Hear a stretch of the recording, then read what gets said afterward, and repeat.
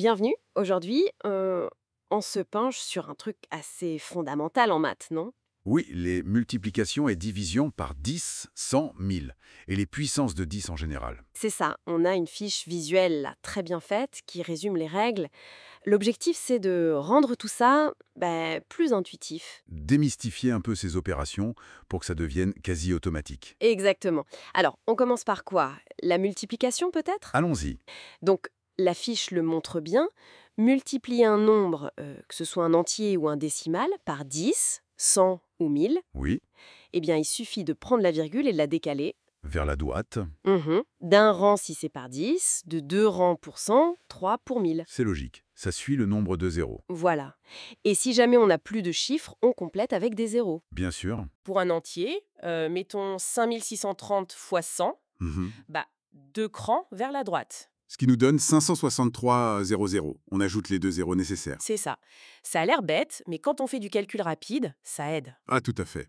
Et ce qui est, je trouve, assez élégant, c'est que pour la division, c'est exactement l'inverse. Ah oui, c'est symétrique. Complètement. Pour diviser par 10, 100, 1000, on prend la virgule et on la décale vers la gauche. D'accord. Toujours d'un, deux ou trois rangs selon le nombre de zéros. Exactement. Le nombre de rangs correspond au nombre de zéros du diviseur. Logique. Par contre, attention, parfois il faut ajouter des zéros, mais cette fois à gauche. Ah oui, pour créer de la place pour le décalage. C'est l'idée. Prenons 0,45 divisé par 100. Deux zéros, donc deux rangs vers la gauche. Ok, Il faut ajouter des zéros devant, ça donne 0,0045. je vois. Ou un autre exemple de la fiche, 7,52 divisé par 1000, trois rangs à gauche. Ça fait 0,00 752. Voilà, 0,00752.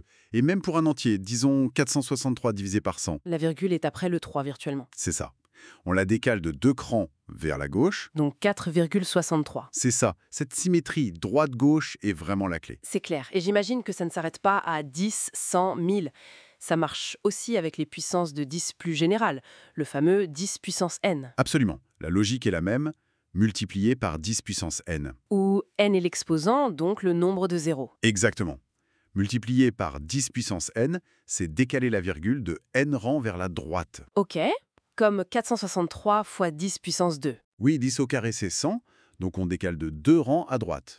46, 300, compris. Et inversement, divisé par 10n, C'est décalé de n rangs vers la gauche. toujours. L'exemple 12,3 divisé par 10 cubes, donc 1000, 3 rangs à gauche, 0,0123. c'est exactement ça. Donc, pour résumer un peu l'idée centrale de cette fiche, tout ça, c'est juste une histoire de glissement de virgule, en fait. C'est l'idée fondamentale, oui.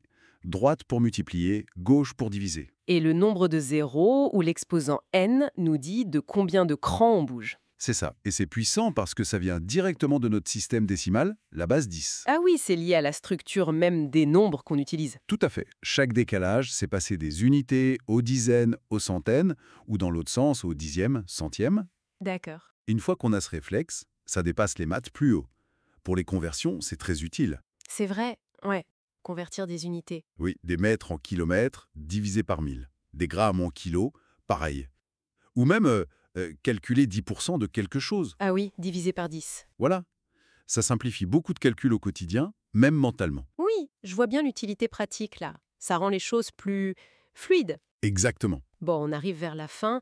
Une petite question pour ouvrir un peu la réflexion. Je vous écoute. On a vu comment ce principe du décalage de virgule est super efficace en base 10.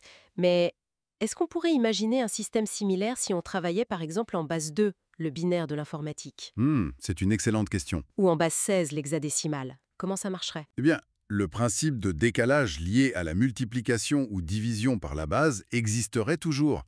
Mais la virgule binaire ou hexadécimale bougerait différemment. C'est une piste intéressante à creuser. Voilà, une petite chose à méditer.